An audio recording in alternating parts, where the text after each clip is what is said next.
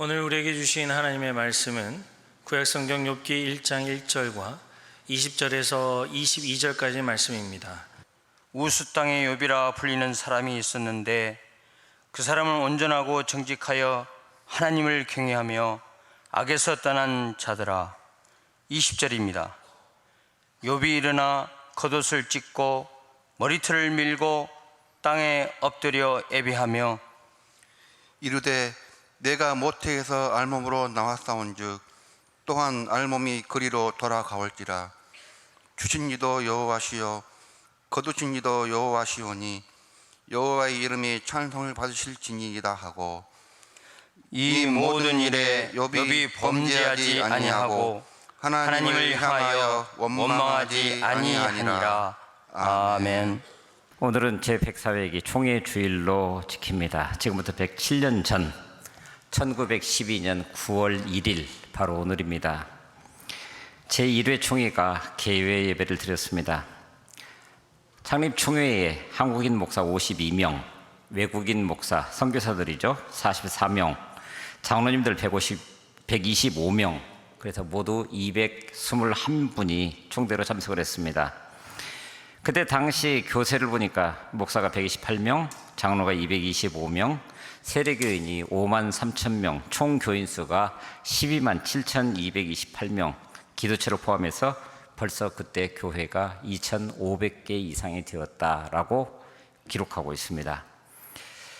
그러니까 그로부터 5년 전 1907년 평양 대부흥운동과 함께 조선 예수교 장로회 대한로회, 그래서 일명 동노회라고 얘기를 합니다. 왜냐하면 노회가 그때 하나가 있었으니까, 처음 생기기 시작을 했으니까요. 그때는 한국인 목사는 없었고 선교사가 33분, 장로가 36분, 그리고 이 모임에 찬성하는 회원 9명, 그래서 78명이 모여서 처음으로 노회가 형성되었고, 그리고 7명의 목사가, 우리가 잘 아시는 대로 7명의 한인 목사가 처음으로 안수를 받습니다. 칼빈주의 신앙을 골자로 한 12개의 신경을 채택을 했고, 그 해에 놀랍게도 이기풍 목사님을 제주도 선교사로 파송을 합니다. 그리고 그로부터 5년 만에 노회가 무려 7개가 되면서 처음으로 총회라고 하는 이름으로 이 땅에 우리 대한예수교 장로회의 첫 모습이 등장을 하게 됩니다. 1884년에 조선 첫 번째 교회였던 황해도 송천에 소래교회가 세워진 지 28년 만에 일이었습니다. 창립총회의 영광 뒤에는 하늘의 미랄처럼 땅에 떨어진 순교자들의 피가 있었고, 그리고 산을 넘고 강을 넘어서 성경을 보급했었던 매서인들, 그러니까 성경을 팔아서 자신의 수입을 삼으면서 복음을 전했던 사람들, 그러니까 복음을 전하는 일과 성경을 파는 일이 함께 이루어져 가면서 이 땅 가운데 그만한 놀라운 역사를 일으켜 세웠다라고 하는 거예요. 바다 건너서 찾아와서 헌신했던 선교사들의 헌신도 컸고, 1907년 대부흥운동의 뜨거운 열기도 뒷받침이 되어서 1912년 9월 1일에 처음으로 총회를 가지게 되었다고 하는 겁니다. 그날의 감격이 제1회 총회력에 고스란히 담겨 있는데, 개회 예배는 평양 경창문 안에 여자 성경학원에서 드렸는데, 담담하게 기록한 총회로 곳곳에 독립된 교회를 세워주심에 감사하는 흔적을 찾아볼 수 있습니다. 개회 예배를 드리고 총회 호명을 하는데 총회록의 첫 기록이 이렇게 시작이 됩니다. 마포 삼열시의 소개로 일본 교회를 대표하는 장로 우자와 씨가 강단에 올라와서 김필수 씨가 통역하는 가운데 문안과 축사를 하였다. 절차위원이 절차 보고하기도 전에, 그러니까 총회가 그저 시작하는 절차를 밟아가기도 전에, 놀랍게도 나라는 일제의 식민지가 되었지만 교회는 일본 교회의 대표가 와서 첫 번째 총회의 그 개회를 축하하고, 더불어서 우리가 주 안에서 하나입니다라고 하는 것을 선포해가는 그런 역사가 있었다라고 하는 거예요. 세계 장로교회를 대표하는 각종 단체들과 미국의 동역교회가 보낸 축하 공안을 읽을 때 그 총회에 참석했던 모든 사람들이 얼만큼 가슴이 벅찼겠습니까?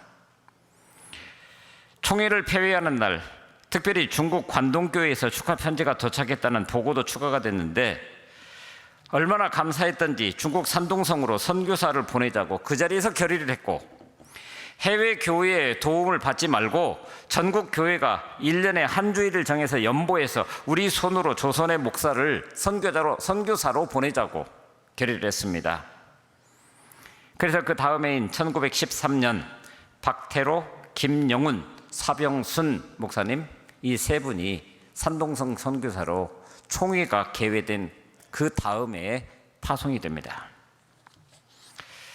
그로부터 107년 오늘입니다. 유구한 전통을 가지고 그 긴 세월 동안 여기에 오면서 오늘 우리 교회의 모습이, 그리고 우리 교회의 합빈 총회가 아름다운 모습으로 지금 자리를 하고 있습니다. 그런데 우리 현실은 녹록지 않은 것을 보게 됩니다. 총회의 교세가 조금씩 줄어들고 있다라고 하는 것. 그래서 요 2, 3년 사이에 통상 100명 정도 모이는 교회가 무려 1,700개 정도가 사라졌다라고 하는 통계가 나와 있고요. 더군다나 지금 한일 간의 경제 전쟁으로 말미암아서 국가의 형편도 그냥 자연스럽게 20세기 초를 되돌아보게 만드는 그런 상황. 그런데 그 시대 속에 우리 교회의 총회가, 우리 교단의 총회가 2012년 9월 1일에 열렸다고 하는 거예요. 그래서 우리는 다시금 생각하는 것이, 당당하게 독립된 교회로 총회가 설립되었던 그 감격을 잊지 말아야 할 것입니다. 무엇보다도 총회의 첫 순서로 일본 교회 대표의 축하를 받을 수 있을 만큼 분명히 일제의 식민지가 되어서 나라 잃은 서러움을 가지고 있음에도 불구하고 일본 교회의 대표 그 축하를 받은 열린 마음을 갖는 것도, 교회의 머리 되신 주님이 우리 총회와 교회를 손수 인도하심을 믿고 하나님의 은총을 구하며 나아가는 바로 오늘 이 순간이 되어야 한다고 하는 거예요. 이에 대한 응답으로 오는 23일 이번에는 포항에서 총회가 열리는데, 제104회 총회가 말씀으로 새로워지는 교회라고 하는 주제를 가지고 열리게 됩니다. 말씀을 복음의 핵심으로 붙들고 그 목표를 새로워지는 교회로 삼겠다라고 하는 취지입니다. 말씀드린 대로 교세는 줄어들고 사회적으로 한국 교회에 대한 신뢰가 추락하고 있는, 그래서 저것도 교회냐라고 이야기하고 있는 그런 상황 속에서 이런 위기를 복음과 말씀의 본질로 돌아가는 것으로 극복해야 한다라고 하는 것을 우리의 믿음의 결단을 담아 전국에서 1,500명의 총대가 함께 모이게 되는 것입니다. 그래서 다시 한번 여기서 질문하고 있는 것이, 그렇다고 한다면 처음 교회가 이 땅 가운데 세워졌을 때 하나님께서 이 교회를 세우신 그 목적에 합당하게 과연 오늘 우리는 하나님 앞에 어떤 마음가짐으로 서 있는지 우리 스스로를 한번 볼 수 있어야 됩니다. 이 땅 가운데 우리 교회를 세워주신 그 주님이 오늘 우리로 하여금 이 땅 가운데 그 주님의 교회를 오늘에 맞게 또 세워가고 계시기 때문에 그렇습니다. 그래서 오늘 본문을 통해서 바로 이 질문, 오늘 우리는 하나님 앞에 어떤 마음가짐으로 여기 서 있는가 한번 같이 살펴보기를 원합니다. 오늘 본문에 보면 욥이라는 사람이 등장합니다. 그리고 욥기 전체를 읽어보지 않았다 할지라도 욥이 겪을 수밖에 없었던 시련을 우리 모두 다 잘 알고 있습니다. 그런데 그를 소개하는 성경의 문구만 읽어보더라도 그는 일단 참 남부를 것이 없는 그런 사람으로 출발했습니다. 오늘 본문 1절은 말합니다. 우스당에 욥이라고 하는 사람이 있었는데, 그렇게 불리는 사람이 있었는데 그 사람은 온전하고 정직하여 하나님을 경외하며 악에서 떠난 자라고 이야기를 합니다.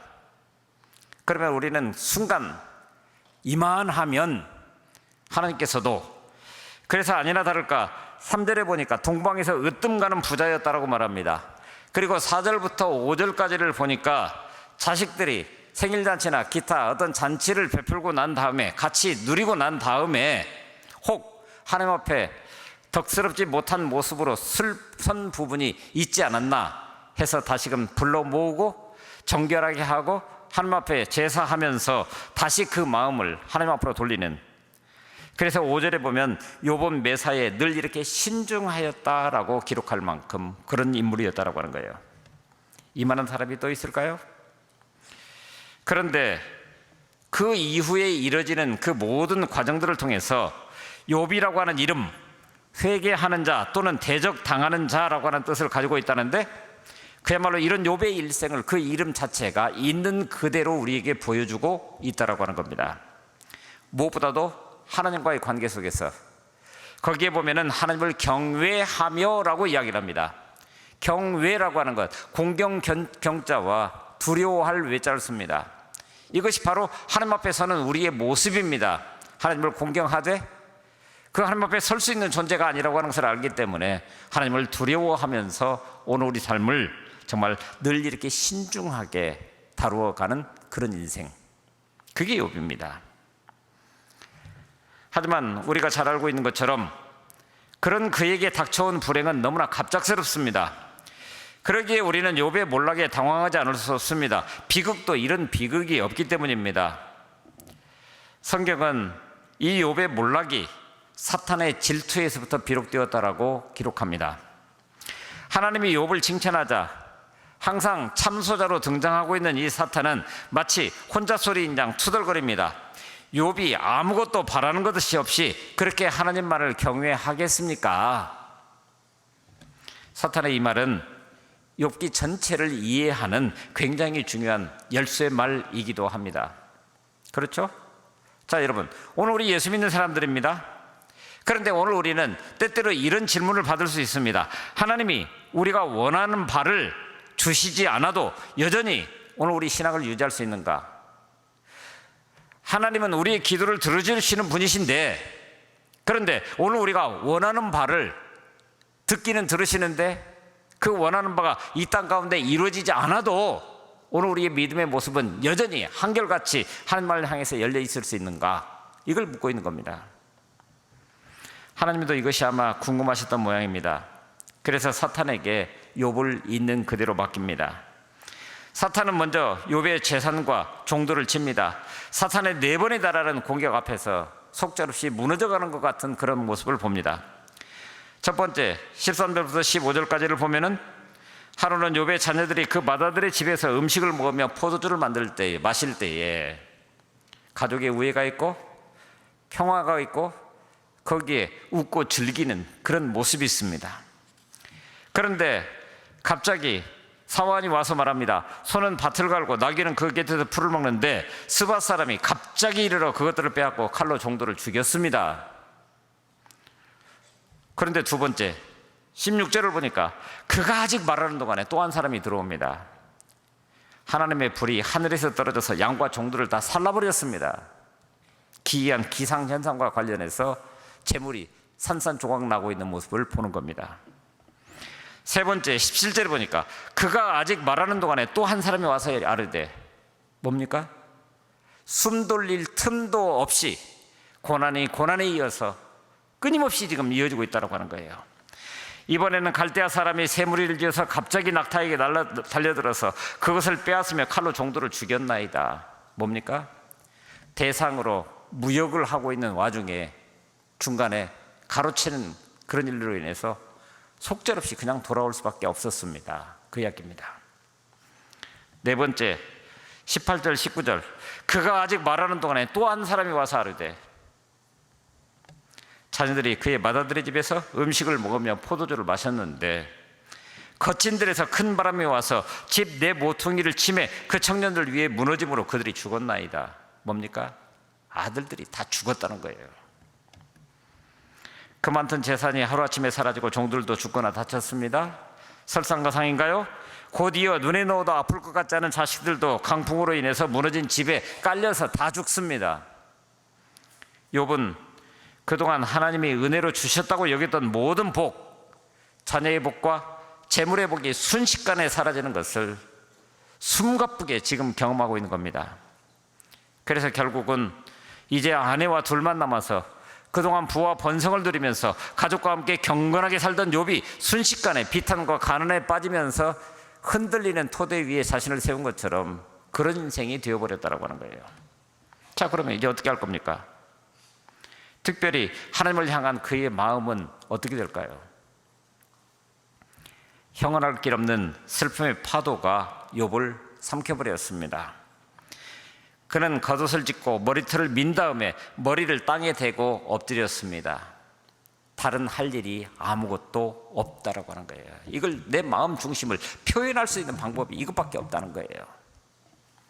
그런데 놀랍게도 그의 입에서 이런 말이 흘러나옵니다. 내가 모태에서 알몸으로 나왔사온즉 또한 알몸이 그리로 돌아가올지라. 좀 쉬운 성경에서는 이렇게 말합니다. 모태에서 내가 빈손으로 태어났으니 죽을 때에도 빈손으로 돌아갈 것입니다. 우리 인생을 있는 그대로 표현하고 있습니다. 그러면서 그는 주신 이도 여호와시요 거두어 가시는 이도 여호와이시니 여호와의 이름이 찬송을 받으실지니이다 하고, 이 모든 일에 욥이 범죄하지 아니하고 하나님을 향하여 원망하지 아니하였다라고 성경은 기록합니다. 감당할 수 없을 정도의 엄청난 고통을 당하면서 그가 할 수 있는 일이 뭐가 있었다고요? 겉옷을 찢고 머리털을 미는 것 가지고 자신의 심경을 있는 그대로 드러내 보여줍니다. 하지만 욥은 하나님을 원망하지 않습니다. 그런 가운데서도 하나님께 엎드려서 예배하고 찬송했습니다. 여러분 어떻습니까? 저는 이런 대목 읽을 때마다 일종의 저항감이랄까요? 뭐 이런 인간이 다 있어 하는 그런 느낌, 그런 마음이 자꾸만 듭니다. 솔직히 차라리 시편 시인들처럼 하나님 도대체 이게 뭡니까? 내가 뭘 그렇게 잘못했습니까? 왜 내게 이런 일이 일어나야 하냐고 하늘을 향해서 종주먹을 쥐고라도 소리라도 쳤으면 오히려 우리도 위로를 받을 것 같은데, 여하튼 욥을 넘어뜨리려고 했던 사탄의 계획은 1차적으로 좌절되고 말았습니다. 하지만 사탄은 사탄이기에 집요합니다. 사탄은 이번에 하나님을 향해서 욥의 뼈와 살을 치시면 당장 주님을 저주할 거라고. 그러면 우리 기대하기에는 하나님이 이쯤에서 됐다 그렇게 하셨으면 좋았을 텐데, 하나님은 욥에 대한 시험을 물리치지 않으십니다. 그래서 욥의 발바닥에서부터 정수리 이르기까지 악성 종양이 나무로 다 무너져버린 그 잿더미 위에서 깨져버린 기와장을 손에 들고 그 상처난 곳을 박박 긁지 않으면 견딜 수 없는 실질적인 아픔이 그에게 다가왔다고 하는 거예요. 창졸간에 닥쳐온 고난의 현실 앞에서 망연자실할 수밖에 없겠죠. 재산을 잃고 자식을 잃고 이웃을 잃는 것도 크나큰 고통인데, 더 큰 고통은 자기가 지금 겪고 있는 이 고통의 이유나 의미를 도대체 알 수가 없다라고 하는 거예요. 설명이 되면 좀 어떻게 할 수 있을 것 같은데, 나중에 이 소식을 듣고 찾아왔던 욥의 세 친구들, 그들의 위로와 질책에서도 보듯이 사람이 고통을 겪는 것은 자신이 저지른 죄의 결과라고요? 지금 내가 겪고 있는 이 고통, 정말 이유나 그 원인을 알았으면 좋겠는데 그런 해석은 너무나 상투적이지 않나요? 그런 이야기가 지금 욥이 겪고 있는 현실의 쓰라림에 대해서 어떤 의미를 줄 수 있겠습니까? 그가 겪었을 그 참담한 시련은 자기 혐오감과 뒤섞여서 고통을 배가시켰을 것입니다. 하지만 그는 차라리 하나님을 저주하고 죽는 것이 낫겠다라고 하는 사랑하는 아내의 울부짖음에도 이렇게 응답합니다. 우리가 누리는 복도 하나님께로부터 받았는데 어찌 재앙이라고 해서 못 받는다고 하겠느냐. 2장 10절 말씀입니다. 지독한 믿음입니다. 차라리 말이라도 못하면, 그렇잖아요? 이런 상황 속에 처하게 되면 의학적으로 설명할 수 없는 실효증이 찾아온다고 합니다. 어쩌면 그 상황 속에서 아무 말도 할 수 없는 그 자체가 그 상황을 넘길 수 있는 어떤 방책인 것 같아 보이기도 할 정도로 그렇다라고 하는 거예요. 한마디로 고난이 삶의 모든 것을 무너뜨리는, 감당하기 어려운 것일지라도 그 이유라도 알 수 있으면 그게 우리 현실적인 삶 아니에요? 욥이 딱 그랬습니다. 그럼 분명히 하나님의 부재를 느끼고 있는 것 같아 보입니다. 하나님이 계시지 않는 것 같다라고 하는 거예요. 하나님의 존재를 믿지 않고서는 살 수 없는 사람이라는데, 그런데 하나님이 계신 것 같지 않다라고 하는 거예요. 그래서 그는 하나님만 만날 수만 있다면 자신이 겪고 있는 모든 문제의 해답을 찾을 수 있다고 확신합니다. 그런데 어디 가서도 그 하나님을 만날 수가 없습니다. 그래서 욥기 23장에 보면 동쪽으로 가서 찾아보아도 안 계시고 서쪽으로 가서도 찾아볼 수가 없습니다. 남쪽이나 북쪽으로 가봐도 마찬가지입니다.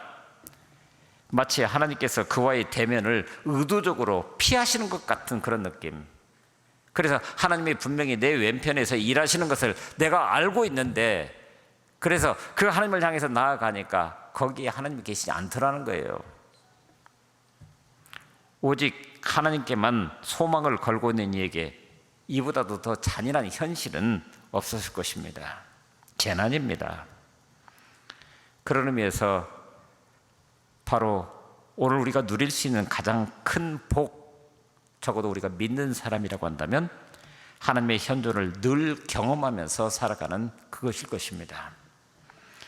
그래서 민수기 6장에서 아론 대제사장 아론과 그의 자녀들을 통해서 이스라엘을 축복하라고 한 그 내용, 여호와는 내게 복을 주시고 너를 지키시기를 원하며, 여호와는 그 얼굴로 내게 비추사 은혜 베푸시기를 원하며, 여호와는 그 얼굴을 내게로 향하여 드사 평강 주시기를 원하노라. 바로 하나님의 현존이 나와 관련해서 복이라고 하는 이름으로 우리와 함께 하신다라고 하는 이 고백, 이것이 우리 가운데 영원할 수 있기를 그렇게 축복하고 있는 거예요. 이런 복이 우리 모두와 함께 할 수 있었으면 정말 좋겠습니다. 하나님께서 지금 나와 함께 하신다는 사실을 믿을 수만 있다면 어떤 어려움이라도 이겨낼 수 있기 때문입니다. 욥은 지금 하나님의 얼굴을 뵙기 원하지만은 하나님은 무심하게 짝이 없는 것 같은 그런 모습으로 등장합니다. 그런데 그럼에도 불구하고 욥기 전체를 통해서 우리가 확인하는 그가 가지고 있었던 근본적인 두 가지 믿음. 첫째는 하나님께서 그의 기도를 듣고 계신다라고 하는 믿음입니다. 그래서 욥기 전체를 통해서 끊임없이 하나님 앞에 기도합니다. 듣는 분이 계시기에 기도하는 겁니다. 그리고 다른 하나는 하나님께서 그의 삶을 지켜보고 계신다라고 하는 확신입니다. 이런 믿음이 있기에 욥은 무너지지 않습니다. 하나님이 하시는 일을 다 이해할 수는 없다 해도 하나님의 선하심과 의로우심을 믿는 사람들은 그러므로 결코 자포자기한 삶을 살지 않게 됩니다. 그래서 욥기 23장 10절에 보게 되면은 나의 가는 길을 그가 아신다고요? 그가 나를 단련하신 후에는 지금 이 순간이 그 고난과 역경이 나를 단련하시는 순간이라고요? 그러면 앞으로 어떻게 될 거라고요? 내가 순금되어 나오리라고 당당하게 그렇게 하나님 앞에 서고 있는 모습을 봅니다. 보이지 않아도 들리지 않아도 하나님은 지금 여기에 계시는 겁니다. 미국의 교육학자이며 영성 지도자인 파커 파머라고 하는 분이 계십니다. 그런데 그분이 이런 이야기를 해요. 깨어져서 조각나는 것이 아니라 깨어져서 열리는 것이 그리스도인의 온전함이다. 여러분, 깨졌습니다. 조각나 버렸습니다.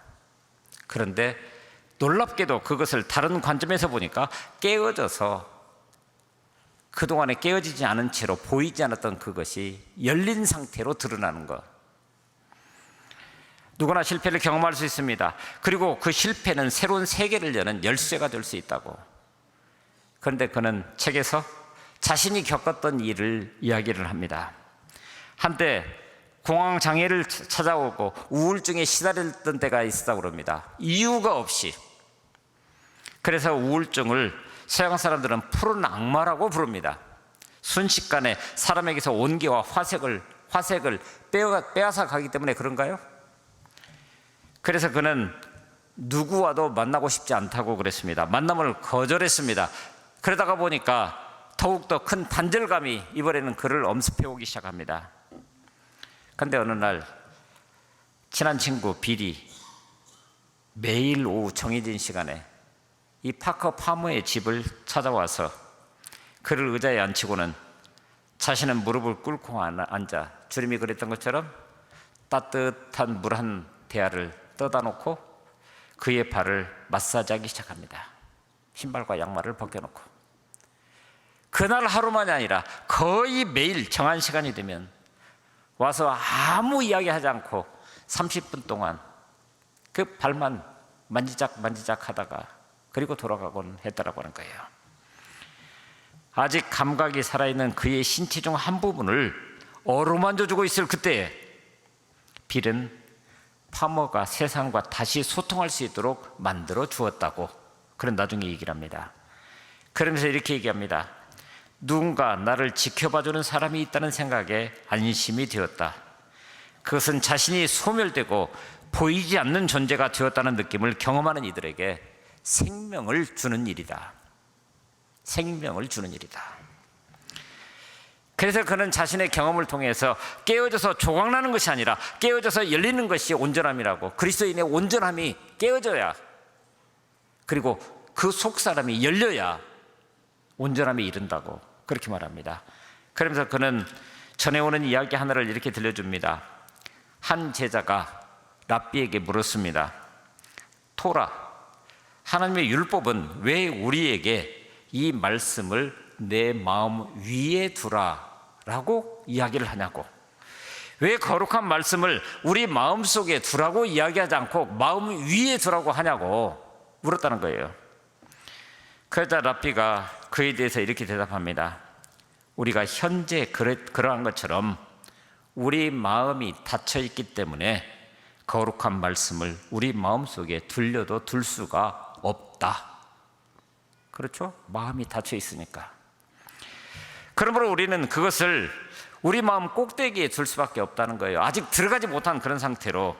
그러나 말씀은 거기에 머물러 있다가 어느 날 마음이 부서지면, 깨어지면 비로소 그 마음 속으로 떨어져 들어간다. 마음이 부서져야만 말씀이 우리 마음에 들어온다는 말은 좀 뭐한 이야기 같아 보이는데 사실 그렇죠? 오늘 우리가 겪고 있는 수많은 문제들, 결국 그 종착점이 어디에 있습니까? 하나님의 말씀이 오늘 우리 가운데 늘 함께 하는데 우리 마음속으로는 들어오지 못하고 마음 위에 있다가 그 마음이 깨어지고 나니까 비로소 거기서 떨어져서 마음에 들어가 그 말씀이 역사하기 시작하니까.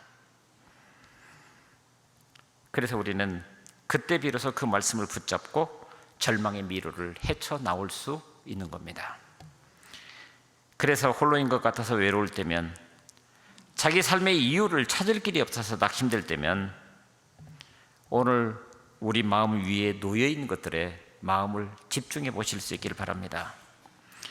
세상에서 우리가 누리고 살아가고 있는 그 어떤 것도 당연한 것이 아님을 새롭게 깨달아 아는 그런 시간이 있게 될 것입니다. 원래는 은총으로 충만한 세계에 살고 있었는데 그것 자체를 볼 수 있는 눈이 없었다라고 하는 거예요. 그래서 욥은 말합니다. 말이 끊어진 자리에서 하나님을 만났다고. 그래서 그는 이렇게 고백합니다. 욥기 42장에서 잘 알지도 못하면서 감히 주님의 뜻을 흐려놓으려 한 자가 바로 저입니다. 깨닫지도 못하면서 함부로 말을 했습니다. 제가 알기에는 너무나 신기한 일들이었습니다. 주님이 어떤 분이시라는 것을 지금까지는 제가 귀로만 들었습니다. 그러나 이제는 제가 제 눈으로 주님을 뵙습니다. 그러므로 내가 스스로 거두어드리고 티끌과 재 가운데서 회개하나이다. 놀라운 고백입니다.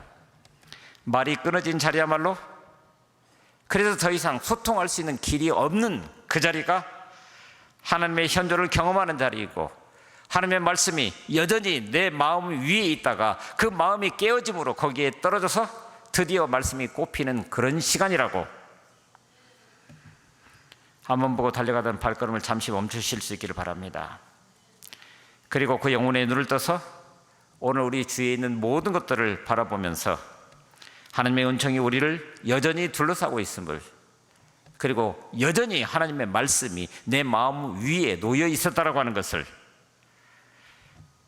그래서 두려워 떨고 있을 때 누군가가 다가와서 말없이 손을 잡아주는 그 하나만으로도 새로운 힘을 얻을 수 있다면, 누군가 곁에 있어 준다는 것처럼 든든한 일이 또 어디에 있습니까? 라고 물을 수 있는 그 현장에서 바로 그 누군가가 누구냐라고 질문할 수 있는